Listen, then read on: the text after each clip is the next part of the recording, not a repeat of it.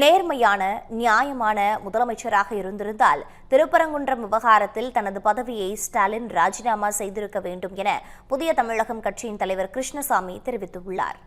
மதுரை பாண்டிகோயில் சுற்றுவழிச்சாலையில் அமைந்துள்ள அம்மா திடலில் புதிய தமிழகம் கட்சியின் 7வது மாநில மாநாடு நடைபெற்றது. இந்த மாநாட்டில் திருப்பரங்குன்றம் மலையில் தீபம் ஏற்ற வேண்டும், 2026 தேர்தல் கூட்டணி ஆட்சி அமைய வேண்டும், திமுக ஆட்சி அகற்ற வேண்டும் என்பன உள்ளிட்ட 36 தீர்மானங்கள் நிறைவேற்றப்பட்டன. இந்த மாநாட்டில் பேசிய புதிய தமிழகம் கட்சியின் தலைவர் கிருஷ்ணசாமி, தேவேந்திர குல வேளாளர்கள் அனைவரும் நாம் ஒன்றிணைய வேண்டும் என கேட்டுக்கொண்டார். முதலமைச்சர் ஸ்டாலின் செய்யும் தவறு செய்யவில்லை என்றும் உடன் இருப்பவர்கள்தான் தவறு செய்கிறார்கள் எனவும் கூறினார்.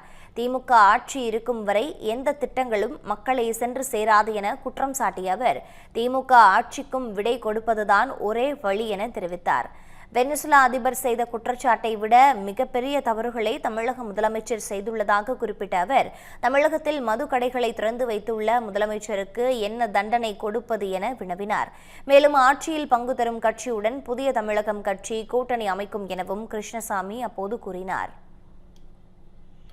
ஒரு நீதிபதி உத்தரவு கொடுத்து 2 நீதிபதிகளும் நீ அரசியல் நோக்கத்துக்காக இதை தடுத்து நிறுத்தியிருக்கிறாய் என்று உன்னை குற்றம் சுமத்தக்கூடிய அளவிற்கு நீ தவறிழைக்கிற.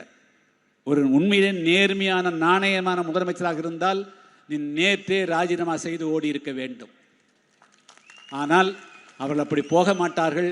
2026 புதிய தமிழகத்தாலும் தேவேந்திர மக்களாலும் அவர்கள் டெபாசிட் வாங்க கூட முடியாமல் தோற்கடிக்கப்பட்டு ஓடுவதற்காக காத்துக் கொண்டிருக்கிறார்கள். அவ்வளவுதான் சொல்ல முடியும். இந்த பண்டிகை நாட்களை முன்னிட்டு வில்லா மனைகளை முன்பதிவு செய்து ஸ்டாம்ப் டியூட்டியில் 50% வரை தள்ளுபடி பெறுங்கள். Premium villa plots across Tamil Nadu from 4.5 lakhs to 3 crores. One layer G Square. For details call 8939750009.